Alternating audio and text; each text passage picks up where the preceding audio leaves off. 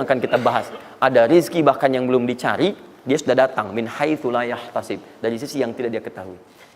Ya, nanti kita lihat dan kita buktikan dengan satu, jenis pertama.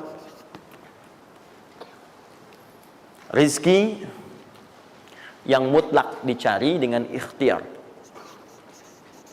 Ikhtiar. Dalam tanda kurung usaha.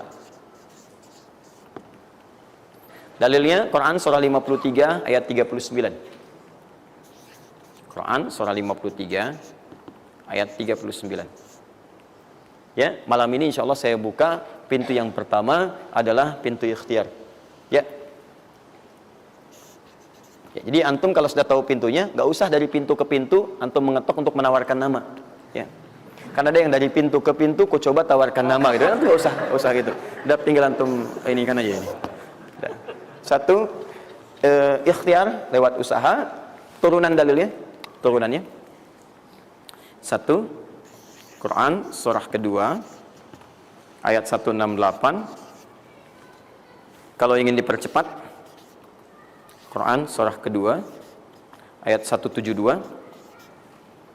Kalau pengen lebih cepat lagi, Quran surah ke-7, oke dah, ayat 96. Dah? Sampai sini. Nah,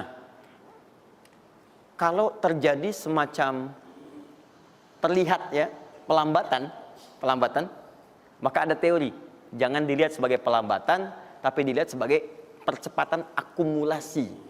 Ya, akumulasi supaya terkumpul lebih banyak pada saat antum membutuhkannya. Ya, nanti kita lihat dalilnya di Quran surah 46 ayat ke-15. Ya, ini wajib hafal ya. Tenang aja, pertemuan kita berikutnya kapan? Masih 1 pekan. Gampang. Masya Allah. Orang 3 hari apa 200 ayat Al-Imran. Masa sepekan antum berapa ayat sih ini? Gampang ini. Ayatnya juga pendek-pendek insya Allah. Ya. Sudah? Jangan dulu dilihat, catat aja dulu. Kalau antum lihat sekarang, antum nanti udah ini duluan. Catat dulu aja. Sudah? Sudah ya? Baik, ini udah. Nah, sekarang turunannya. Kan ini baru intinya. Turunan amalannya. Ini wajib antum kerjakan. Satu, di turunan amalannya. Quran surah ke-17 ayat 78 sampai 82. Ini wajib antum kerjakan. Demi Allah saya katakan wajib antum kerjakan. Kalau ini antum gak usah hafalkan untuk dites. Ini gak akan dites insyaallah. Tapi antum wajib amalkan saat nanti menunaikan ibadahnya. Baca ayat ini. Ya, dites oleh kita sih enggak. Cuman saat antum kerjakan mesti hafal ini saat ibadahnya. Ya. Karena antum akan baca dalam sholat. Ya. Sama aja dong katanya. Teruskan? Terus. Quran surah ke-73 ayat 1 sampai 20. Tidak akan muncul di ujian. Insyaallah. Dah? Teruskan? Quran surah ke-15 ayat 9. Dan Quran surah ke-54 ayat ke-17. Satu ayat saja. Mau 1 ayat, mau 4 ayat? 4 ya, boleh ya? 4 ayat ya, boleh ya? Ayat 17, ayat 22, ayat 32, ayat 40. 4 ayat. Insya Allah saya bermohon kepada Allah 4 ayat ini bunyinya sama supaya memudahkan hafalan antum.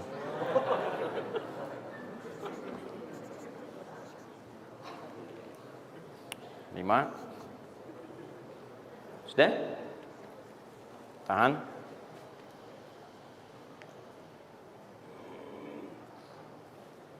Sudah? 5. Amalkan yang Quran surah ke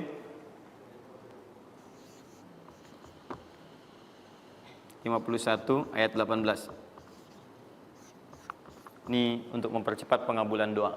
Jadi kalau antum minta seketika. Sudah?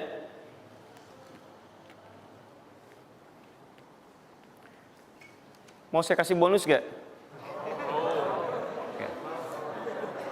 Enggak, bonus ini sifatnya spesial. Bahkan ketika antum mengerjakan, rizki itu bisa datang. Dan saya langsung berikan contohnya. Tapi kalau ini saya tuliskan, wajib hafal. Siap ya? Karena ini tawarannya tinggi, ya. Pilih mana? Enggak saya kasih, antum cari sendiri, atau saya kasih, tapi wajib hafal. Boleh ya? Baik. Dan ini ayat pertama, mana panitia? Lihat ya, ingat baik-baik, ini ayat pertama yang akan menguji. Jadi password kunci pertama untuk masuk pekan depan, ayat yang ini. Quran, surah ketiga Ali Imran, ayat 35 sampai 39.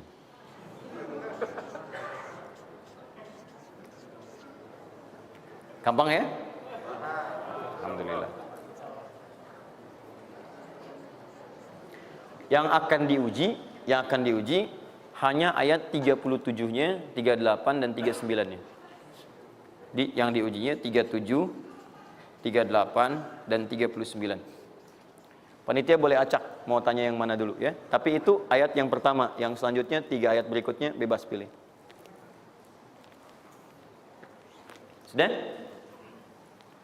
Nah, ini bagian pertama. 1, rizki yang didapatkan dengan ikhtiar. Ingat, bahkan Allah langsung menamai ibadah ini dengan ibadah yang sifatnya bisa menambah rizki. Cuman kadang orang nggak sadar, taunya diambil. Tapi kalau pengertian secara bahasanya sebetulnya bukan berkurang, nambah malah.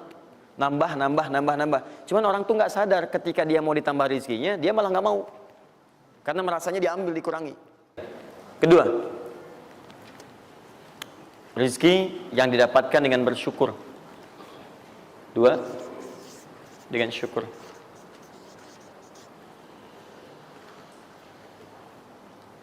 Dalilnya Quran surah ke-14 ayat 7. Quran surah 14 ayat 7.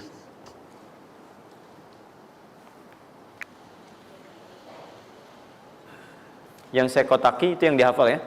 Yang saya kotaki itu yang dihafal.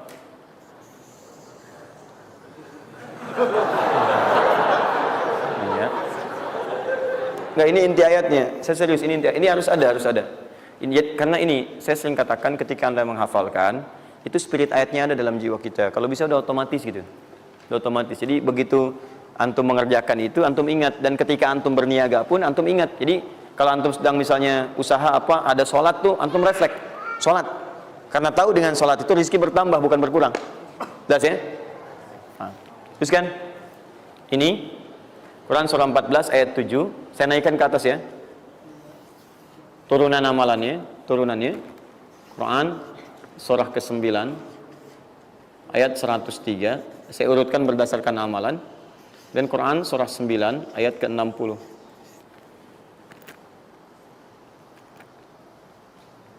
Sudah? Ingat, bahkan Allah langsung menamai ibadah ini dengan ibadah yang sifatnya bisa menambah rezeki. Cuman kadang orang nggak sadar, taunya diambil. Tapi kalau pengertian secara bahasanya sebetulnya bukan berkurang, nambah malah. Nambah. Cuman orang tuh nggak sadar ketika dia mau ditambah rezekinya, dia malah nggak mau. Karena merasanya diambil, dikurangi. Nanti kita akan lihat. Jangan dulu dibuka ayatnya Pak. Ya, itu saya. Nah, tawaran saya yang kedua nih. Ya, ini kan tadi tawaran pertama. Mau nggak saya kasih bonus lagi? Nah, saya serius. Ketika Anda kerjakan, penambahannya langsung minimal 700 kali lipat nilainya. Mau? Alhamdulillah. Sama, ini 3, ini pun harus 3. Ya. Quran surah kedua ayat 261 sampai 263. Nah, ini saya kotakin.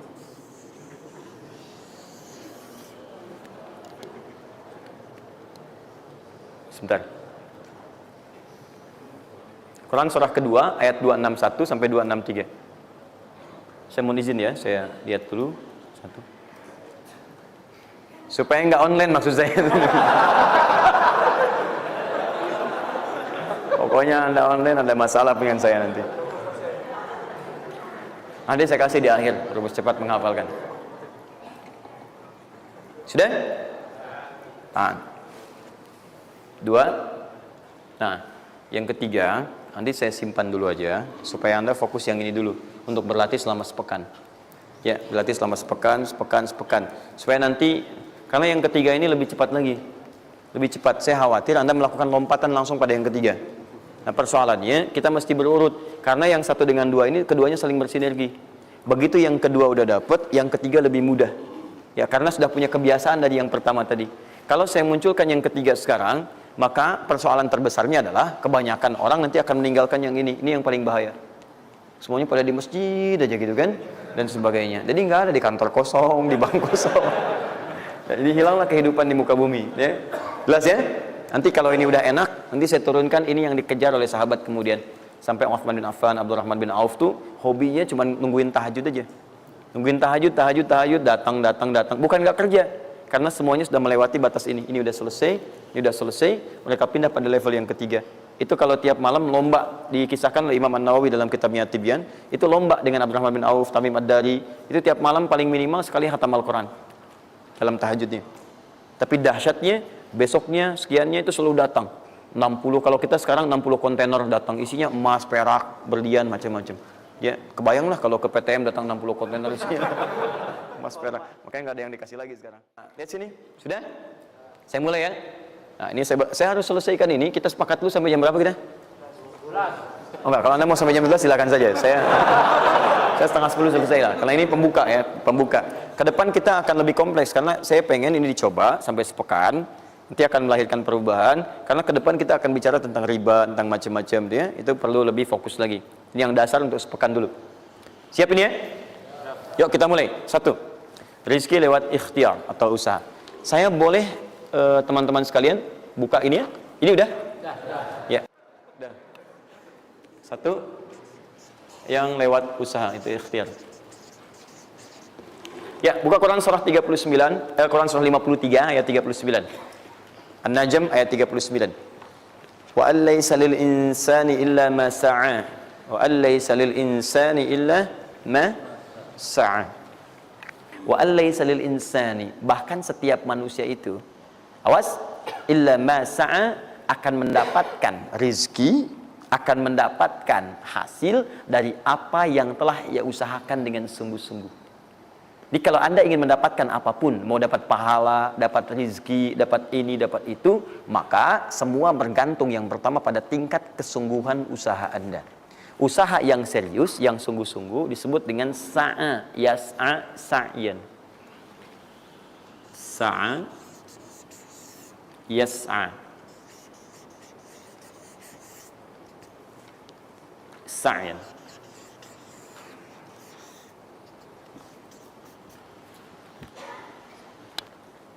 Ini sa'a, yas'a, sa'yan tidak disebutkan dalam bahasa Arab kecuali menunjuk satu usaha yang sangat serius, sungguh-sungguh.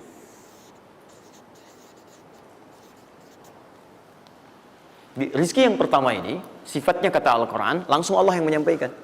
Kalau Anda mau mendapatkan rizki itu, baik yang sifatnya materi, uang, rumah, mobil, pakaian, makanan dan sebagainya, maka Anda mesti serius, usaha. Usaha yang serius. Saya belum bicara bagaimana cara usahanya. Tapi Quran ingin membangun komitmen dulu. Anda mau usaha enggak? Anda usaha, saya kasih kata Allah. Jadi kalau Anda enggak usaha, enggak akan turun rezeki. Ya, enggak ada rezeki turun dengan cuman diam aja, enggak ada. Anda mesti usaha. Saat saya berada di Mesir, ada 2 mahasiswa itu saling, mereka paham Quran. Mereka diskusi ingin membuktikan kebenaran Quran. Yang satu cara berpikirnya benar, yang satu keliru. Yang satu berkata, Allah kan sudah jamin rezeki kita akan diberikan, ya kan? Sampai kita wafat sempurna rezeki. Jadi nggak nyari pun pasti dikasih. Cara berpikirnya seperti itu. Ini yang dipakai oleh orang liberal sekarang. Nah, maksudnya logika semacam ini. Yang satu lagi berkata, memang Allah kasih, cuman kita mesti usaha. Dia sebutkan beberapa ayatnya. Yang satu bertahan dengan pendapatnya, dia ingin buktikan, saya masuk nanti ke masjid. Kalau di Timur Tengah itu suka ada zawiyah, tempat-tempat khusus untuk ibadah. Dia masuk ke dalamnya, sembunyi di belakang meja. Nah, di masjid itu suka ada muhsinin, para donatur yang itikaf, kasih makan. Hari pertama semua dikasih, dia tidak, karena ngumpet. Karena perjanjiannya nggak boleh ada usaha apapun. Hari kedua dia masih ngumpet, nggak dikasih, semua dikasih yang ada. Hari ketiga sudah lapar sekali, sudah nggak tahan. Begitu udah dikasihkan, yang muhsinnya tanya, hal min akhar, ada lagi yang lain nggak? DKM jawab karena nggak tahu kan ngumpet. Nggak ada yang lain. Baik kalau gitu saya kasih ke tempat lain. Karena beranjak mendengar suara itu, dia langsung kasih kode dengan berdaham. Kaget kan DKM. Begitu dibuka ada orang ngumpet di belakang meja sudah kelaparan. Akhirnya dia ada orang satu lagi di sini, langsung dikasih bagiannya sampai dengan 3 bungkus.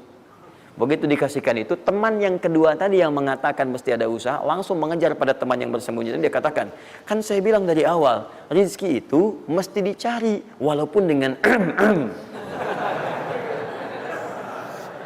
sama. Saya juga sama, Ustadz pemateri misalnya kan, begitu kehausan ya, dia kan, misal panitia datang, macam-macam lah. Misal tuh. Enggak, itu contoh. Saya nggak biasa ceramah sambil minum. Ya.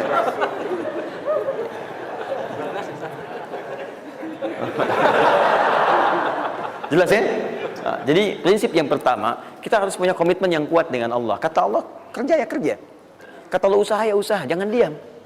Di usaha itu sepanjang keluar yang disebut usaha dari dalam tubuh kita, kaki melangkah, tangan bergerak gitu kan, kemudian mulut berbicara, bersuara, atau telunjuk menunjuk aja, ada usaha, rezeki turun.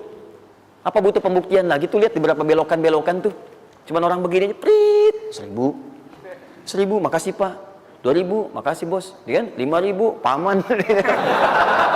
Om. Jelas ya, paham ya? Nah, ini yang pertama, usaha yang serius. Nah, ini langsung dicontohkan oleh Allah. Bahkan kalau Anda serius, nah perhatikan, ini jejaknya langsung ditemukan dan diabadikan dalam Al-Quran. Ada beberapa tahapan yang mesti kita tahu. 1, 2, 3. Perhatikan cara keseriusan yang digambarkan dalam Al-Quran. Teman-teman, kalau saya sebutkan sa'ah dalam Al-Quran, mungkin agak banyak kita mencarinya, butuh energi. Tapi kalau saya ilustrasikan begini, antum insya Allah akan lebih cepat menemukan. Kalau kita haji atau umrah, kemudian ada ritual setelah tawaf, namanya apa? Sa'i. Apa itu sa'i? Tuh kan, lari-lari kecil. Kalau lari-lari besar, maraton. Kan sudah saya tuliskan di atas. Sa'i itu kan dari sini tulisannya. Ya, dari mana sa'i itu? Safa ke Marwah. Ya, buka Quran surah kedua ayat 158, paling kiri di pertengahan. Innas safa wal marwata min sya'airillah. Faman hajjal bait aw i'tamara fala junaha alaihi ay yatawafa bihima. Man tatawwa khairan fa innallaha syakirun alim. Lihat sini. Ibadah ini kenapa dinamakan dengan sa'i? Dan sementara orang sekarang agak kurang tepat menerjemahkan dengan lari-lari kecil. Dalam bahasa Arab lari kecil bukan sa'i. Dalam bahasa Arab lari-lari kecil itu bukan sa'i. Ingat baik-baik kalimat ini. Kenapa dinamakan dengan sa'i? Karena di tempat ini pernah ada satu sosok yang sangat bersungguh-sungguh untuk berusaha. Sangat serius untuk mendapatkan rizki dari Allah Subhanahu wa taala. Sosok ini datang, diantarkan oleh suaminya. Kemudian ketika diantarkan, ternyata ini yang paling menarik. Ini yang saya berikan 3 panah ini. Diabadikan kisah ini di Quran surah ke-14 ayat ke-37. Pertama diantarkan. Ya, begitu tiba suami, istrinya dengan anak yang baru lahir, tiba-tiba langsung bermohon kepada Allah. Perhatikan, bukankah Allah pemilik rezeki? Masih ingat tadi teori di awal? Pusat rezeki ada di mana? Baik. Nah, ini teman-teman sekalian, kaidah yang pertama. Kalau antum ingin berikhtiar berusaha, maka hal yang pertama dilakukan adalah mendekat dulu kepada pemiliknya. Mohon minta kemudahan, minta petunjuk, minta kenyamanan, minta keberkahan. Itulah sebabnya sebelum kita berangkat, kita sholat dulu. Sholat subuh, sholat fajar, menghadap, usahakan. Makanya Nabi setelah selesai sholat, selalu meminta kepada Allah diberikan petunjuk mendapatkan rezeki. Ya, yang di Ibnu Majah nomor hadis 925 itu, Allahumma inni as'aluka ilman nafi'a wa rizqan thayyiba wa amalan mutaqabbala. Minta. Kalau dalam bahasa kita, ya Allah berikan saya hal yang bermanfaat, ilmu bermanfaat dan rezeki terbaik di hari ini. Minta. Nah, begitu sampai beliau bermohon pada Allah, Rabbana inni askantu min dzurriyyati biwadin ghairi dzi zar'in inda baitikal muhram. Perhatikan ya. Ya Allah, saya bermohon kepadamu, Engkau yang merawat kami, memerhatikan kami, memberikan rezeki kepada kami. Sifat rububiyah yang disebutkan namanya Rabb. Begitu meminta kepada Allah, ya Allah sekarang saya diperintahkan olehmu sebagai tawadu. Nabi Ibrahim mengatakan, saya menempatkan sebagian keturunan saya, istri saya, anak saya di satu tempat yang sangat gersang. Anda bayang nggak? Tempatnya gersang, gunung-gunungnya itu batu-batunya itu rapat luar biasa, kerasnya luar biasa, dan nggak ditemukan sumber air di situ. Artinya ini kondisi yang paling dalam lah, ya. Kondisi yang paling sulit didapatkan. Jadi selevel tumbuhan pun nggak ada. Jadi saya mau katakan begini, lihat ya, Anda pergi ke satu tempat, Anda berusaha tuh masih ada, Google-nya ada, bangunannya ada, kendaraan ada, modal ada, tinggal kelihatan semuanya jadi aktiva semua tuh, tinggal kita olah aja. Ada orang yang pernah mendatangi tempat yang semuanya nggak ada bahan-bahannya. Bayang ya, kosong. Tuh, saya pernah satu kali waktu ada krisis itu beberapa ke belakang, itu semua showroom macam-macam itu pada jatuh. Dan saya diundang ke Hyundai untuk ngasih motivasi, ngasih training. Pertama kali saya dibawa itu, teman-teman sekalian, saya dibawa ke showroom mereka, selapangan tuh, isinya mobil semua. Mobil, apa perkataan pertamanya? Kata manajernya, Ustaz, itu biasanya kami kosong nih. Sekarang banyak seperti ini katanya. Mohon nanti diberikan gambaran seperti apa, kami mesti semangat macamnya. Saya bilang, Pak, Bapak itu luar biasa ya. Tahu nggak Pak, orang yang pertama kali menemukan mobil, jangankan mobil begininya, bahannya aja susah nyarinya. Masuk kemudian ke showroom aja nggak ada, di belakang rumahnya cuma otak-atik jadi bahan macam-macam, jadi yang sederhana. Ya dari situ aja jadi mobil. Bapak sekarang udah ada mobilnya, tinggal dipasarin aja. Nah sekarang banyak orang banyak mengeluh. Nabi Ibrahim dulu cuma bawa istrinya ke tempat yang gersang luar biasa, nggak ada potensi apa-apa, materinya kosong, itu gersang, tumbuhan nggak tumbuh. Apa yang terjadi? Begitu sampai di situ, satu kalimat ketika meninggalkan Ibrahim istrinya Sayyidah Hajar dengan anaknya Ismail alaihissalam, maka pertanyaan pertama dalam satu riwayat, ahadza min amrillah, apakah semua ini ketetapan Allah? Maka dijawab bala. Perhatikan prinsipnya, selama ini ketetapan Allah, maka Allah tidak akan menyia-nyiakan saya.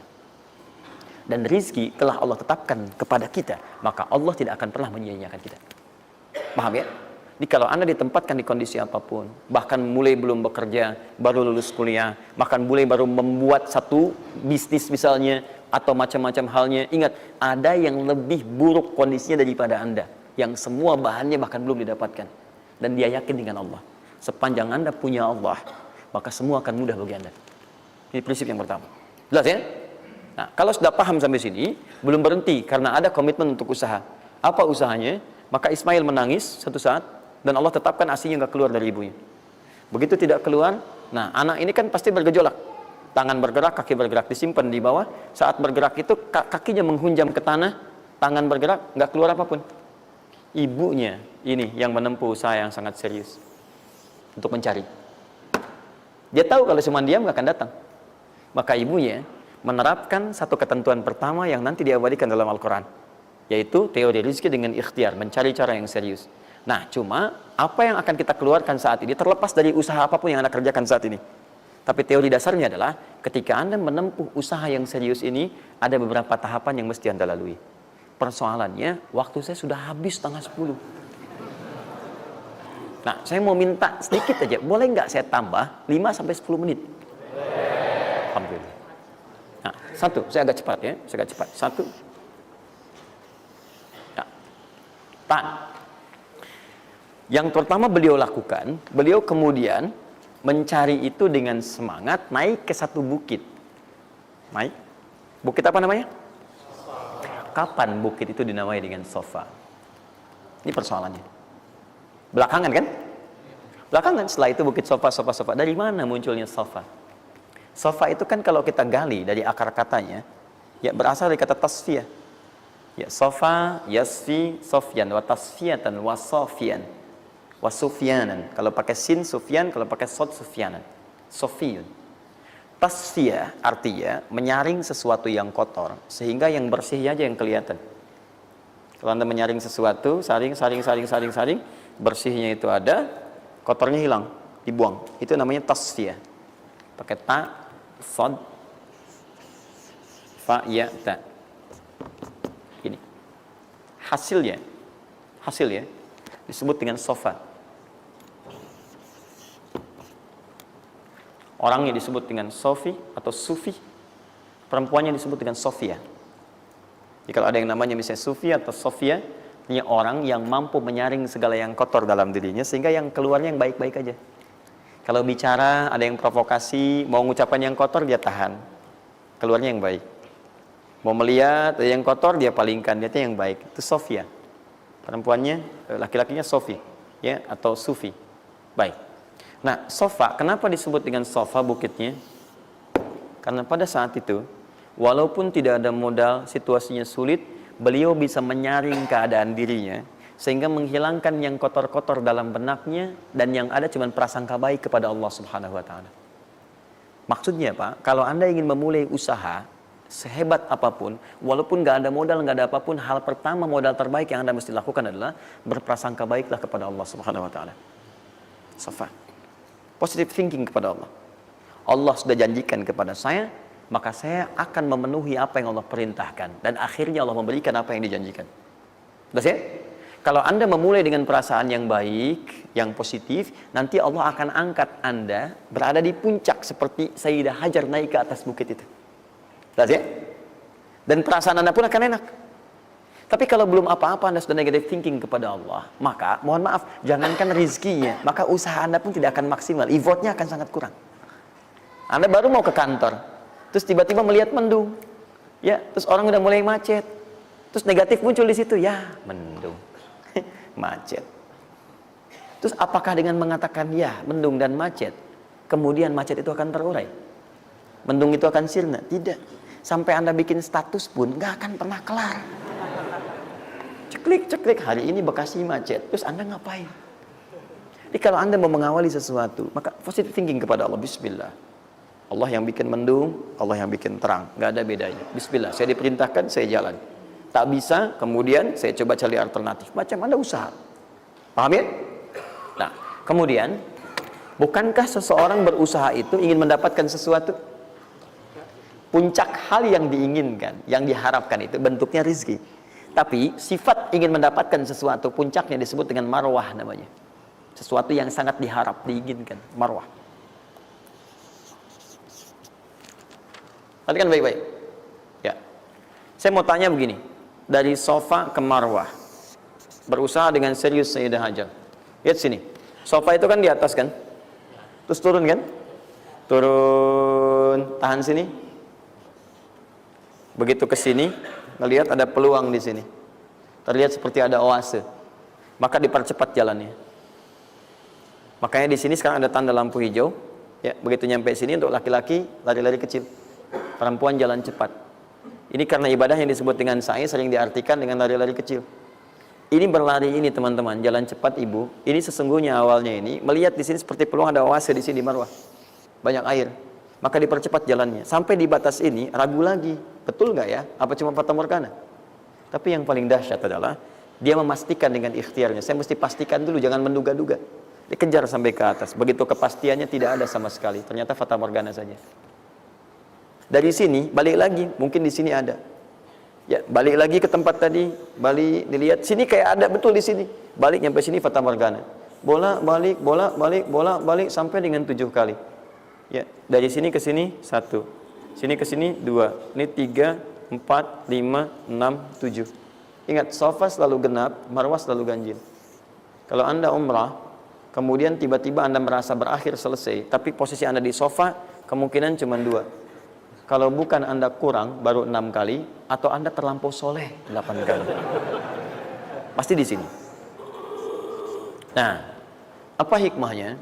Proses ini disebut dengan sa'i. Perhatikan baik-baik. Tahan, fokus. Ketika Anda berusaha teman-teman, maka mulailah dengan berpositive thinking kepada Allah. Tapi ingat, usaha Anda tidak akan selamanya ada di atas. Mungkin suatu saat akan turun. Kan? Mungkin Anda ada di puncak.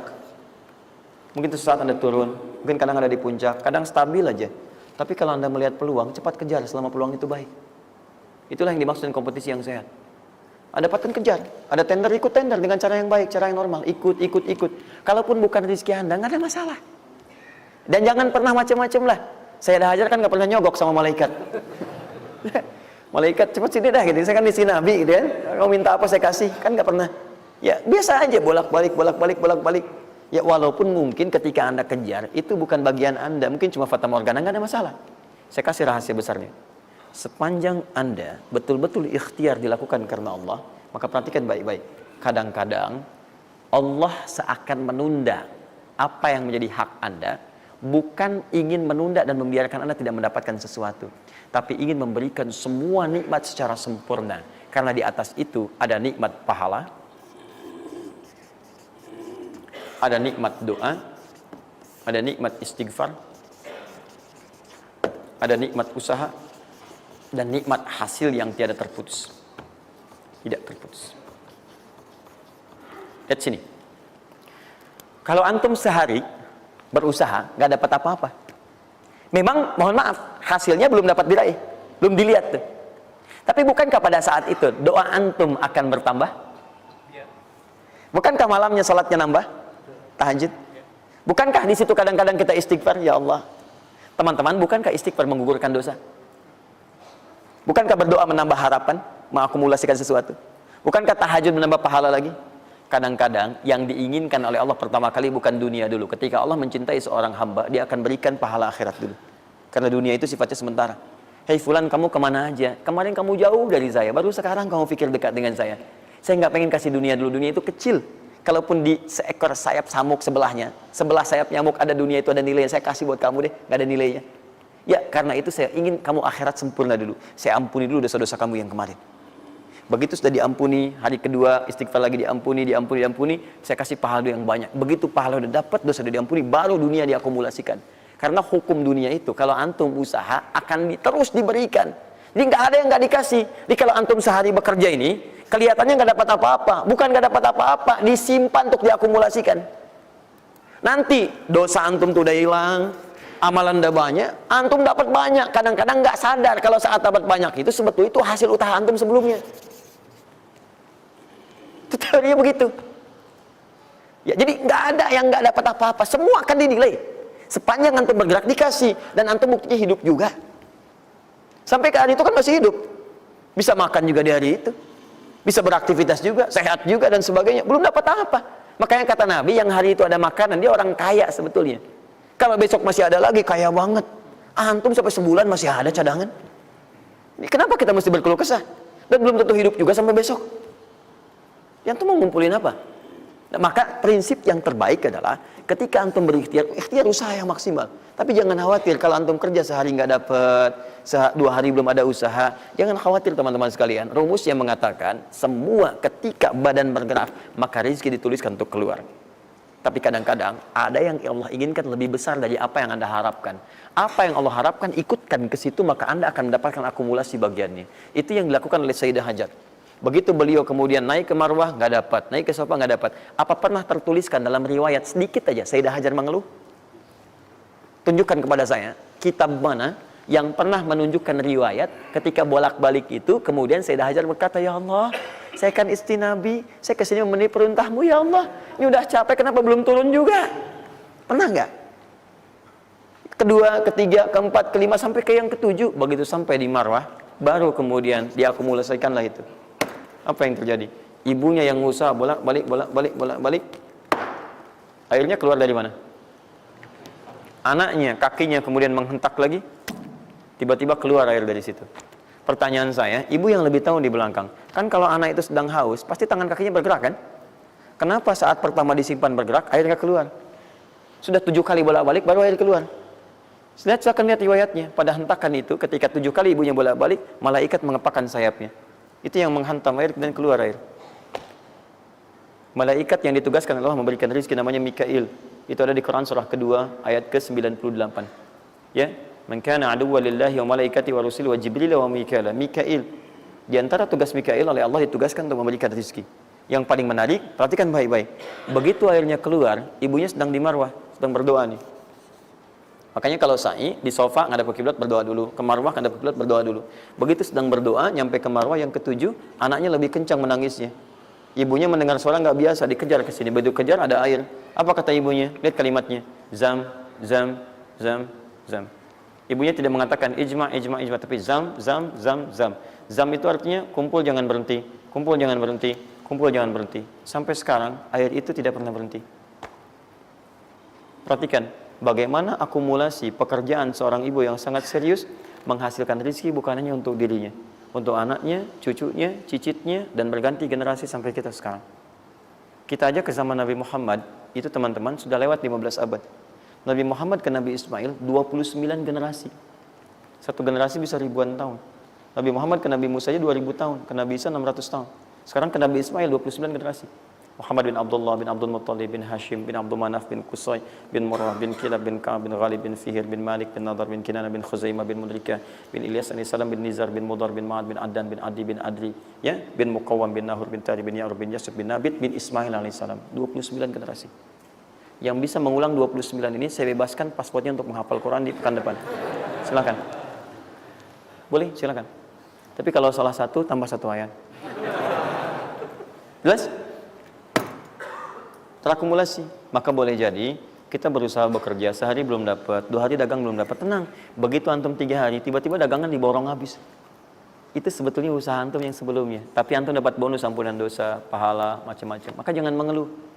Dan jangan pernah antum sekali-kali, awas ya, awas, mengeluarkan kata-kata yang seakan-akan Allah menghentikan rezeki antum. Maka disitulah kesulitan paling sulit akan antum awali. Ya Allah, apa engkau nggak sayang dengan saya? Saya perlu usaha apa lagi? Kenapa belum diberikan juga? Dan sebagainya. Itu kadang-kadang membuat seseorang kalau sudah kehilangan arah seperti itu sampai meninggalkan agamanya, itu yang paling fatal. Paham? Quran surah ke-14 ayat 7. Nah, tadi Quran surah ke-9 ayat 100 berapa tadi? 3. Quran surah 9 ayat berapa tadi? 60. Yang bonusnya jangan lupa masih di dalam kotak. Quran surah kedua ayat 261 sampai pinter. Ya, alhamdulillah. Kotak wajib dihafal.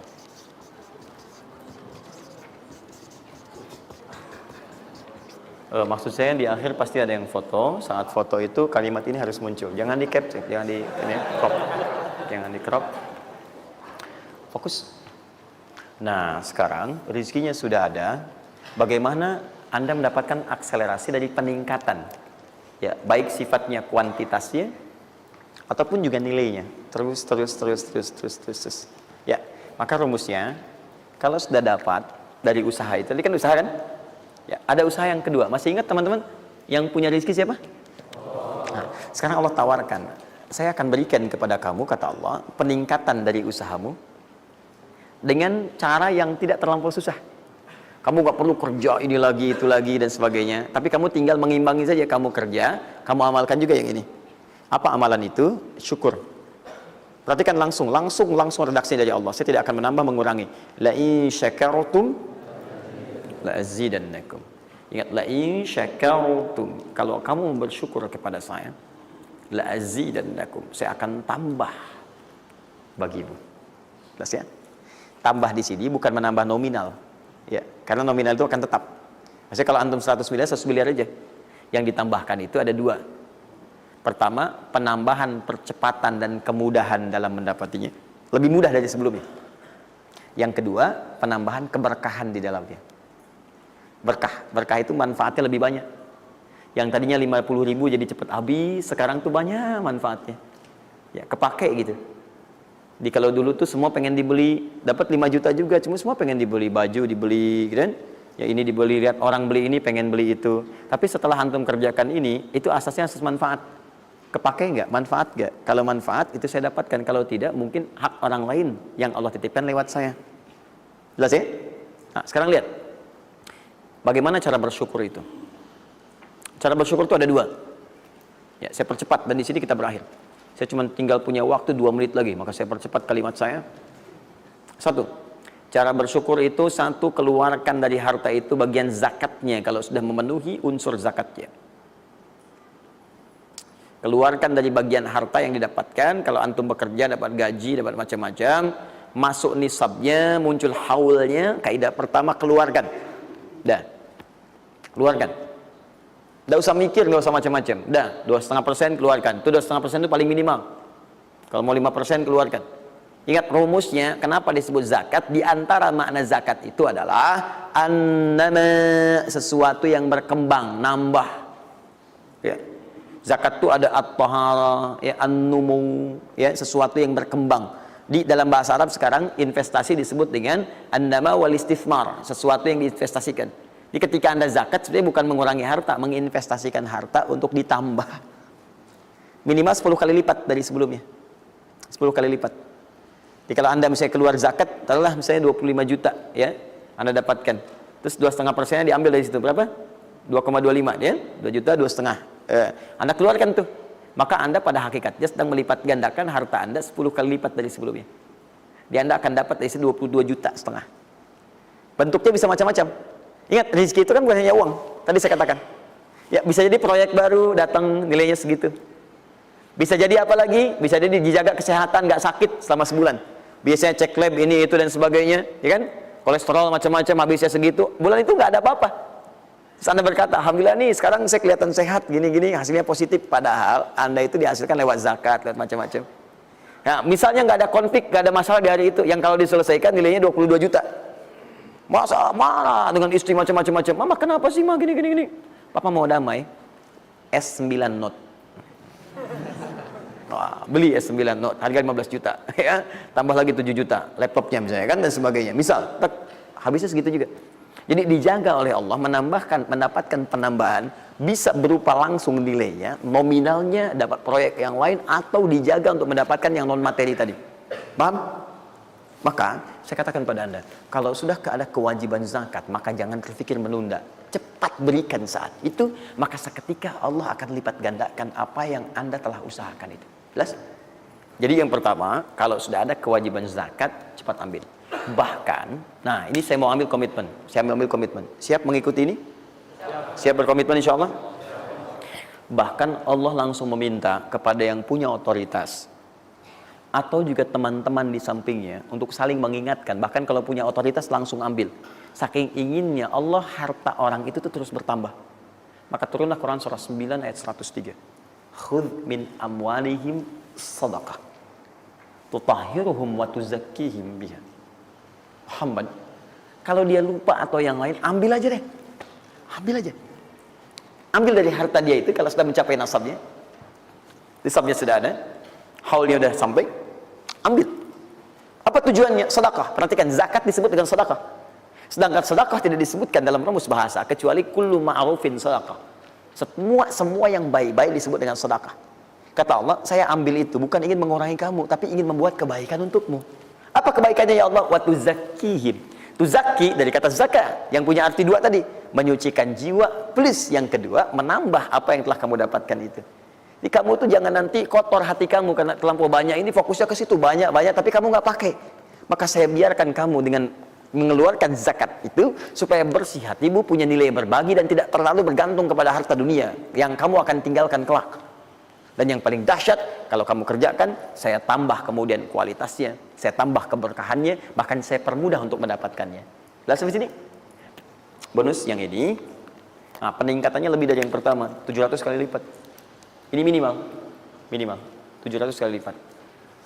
Apa itu secara singkat? Infak.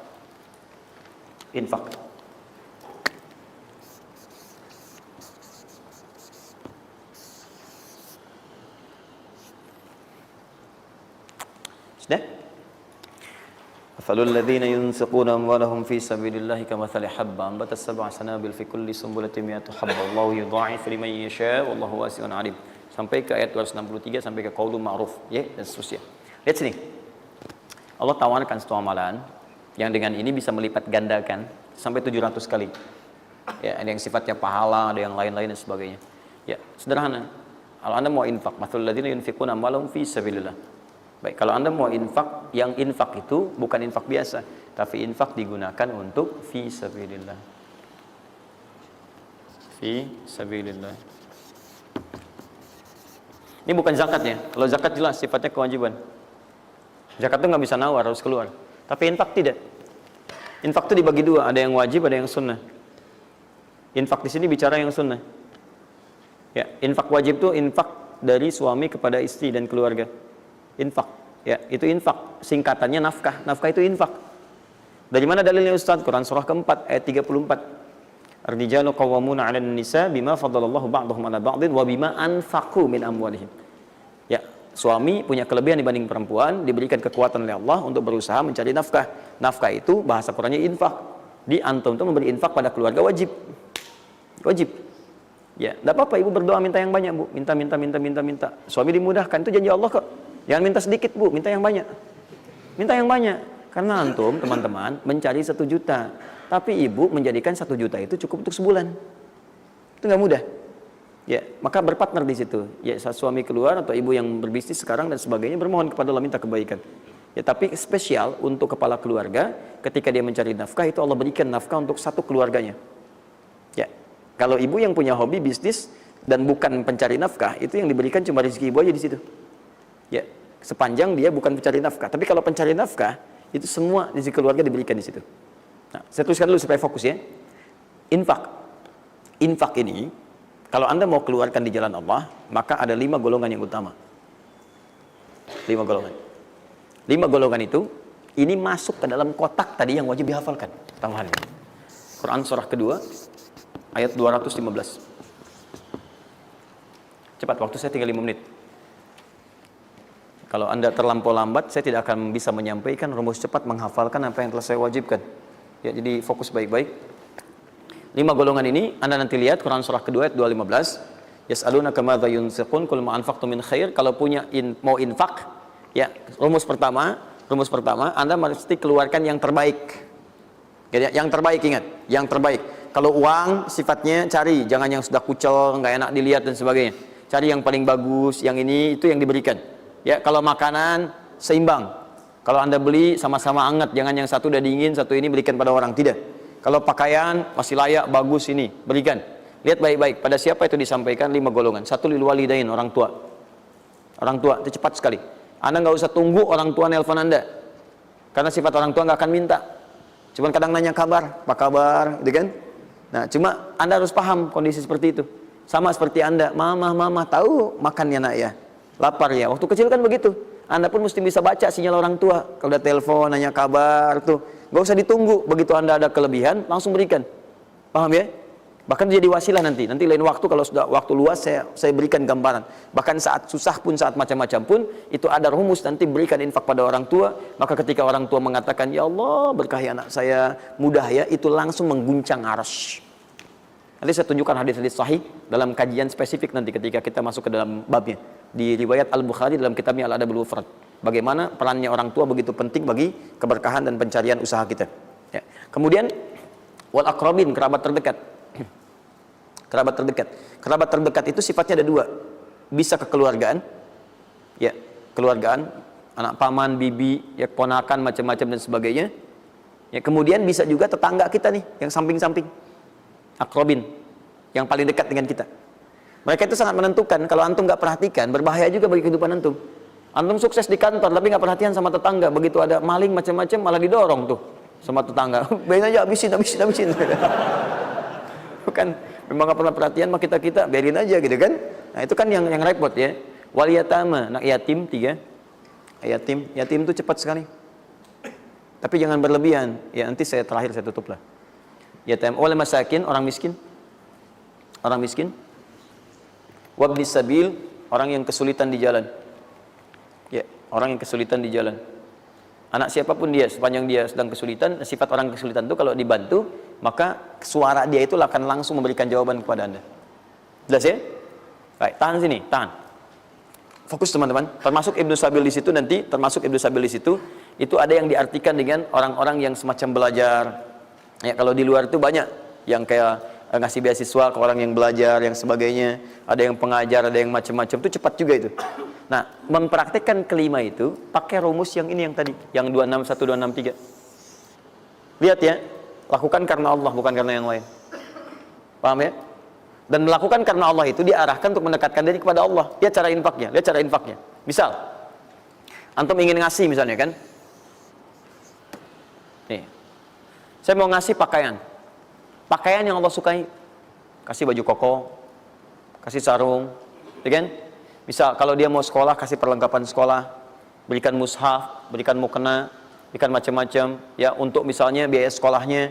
Kalau bisa bergantung pada antum, sekolahkan ke tempat yang Allah sukai dan sebagainya. Itu cepat sekali investasinya. Dan pahalanya nggak akan berkurang, ngalir terus. Jadi kalau dia baca Quran tuh dapat pahala dan seterusnya. Dan itu sampaikan dengan cara yang bijak. Kalau sudah ngasih, saran saya lupakan. Jangan diungkit-ungkit, lupakan. Makanya bahasa Qurannya qaulun ma'rufun wa maghfiratun khairum min shadaqatin yatba'uha adza. Kata-kata yang baik ya, dan maghfirah, permohonan ampun, maaf. Ya, kalau nggak bisa ngasih minta maaf, langsung kemudian lupakan. Jangan diungkit-ungkit, jangan macam-macam supaya tidak hilang pahalanya. Begitu sudah itu dilakukan, itu lebih bagus. Bahkan saat antum nggak punya pun berkata baik lebih bagus daripada ngasih tapi seringkali diungkit-ungkit atau dengan kalimat yang tidak menyenangkan. Dikasih gitu kan, aduh mas terima kasih ya sudah dibantu gini-gini, nggak apa-apa. Itu kan rezeki cuma titipan dari Allah. Hak ibu juga, hak kita bersama. Ibu kan miskin, misalnya. Itu paling nggak enak. Nah. Dah cukup, saya tutup. Ini yang saya mohon maaf ya, mungkin teman-teman yang lain punya kebiasaan. Saya tuh kalau ada ulama atau yang lain baik, saya contohkan dari sana. Tapi kalau nggak ada atau ada pengalaman kita yang baik, yang kira-kira tidak menghadirkan perasaan yang berlebihan, saya bagi, mungkin antum bisa ikuti. Nah, saya coba membiasakan yang orang-orang dulu biasakan, guru-guru saya biasakan, dan itu pengaruhnya sangat dahsyat. Kalau antum mau lebih cepat lagi, biasakan begini. Menerima pendapatan dari manapun, walaupun bukan gaji atau apapun, cobalah antum keluarkan dari situ, niatkan sebagai sedekah. Saya ulang ya, menerima berapa peser pun dari manapun pendapatan, coba antum keluarkan sebagai sedekah. Misal 2,5%, 5%, keluarkan aja. Bagi siapa. Demi Allah saya katakan, begitu antum kerjakan itu karena Allah, maka Allah akan merawat anda dan menjadikan dunia kecil bagi anda. Apapun yang anda butuhkan, ada kecil sekali. Dan anda sudah nggak melihat, nggak ada nilainya tuh dunia itu. Ya, jadikan kebiasaan itu. Kalau ada pakaian sudah anda pakai, datang lagi yang baru, ini yang lama kasih aja, yang layak dipakai dan sebagainya. Seperti itu biasakan. Begitu anda biasakan, nanti Allah jadikan kecil dunia bagi pandangan anda. Nggak ada nilainya. Dah. Paham ya?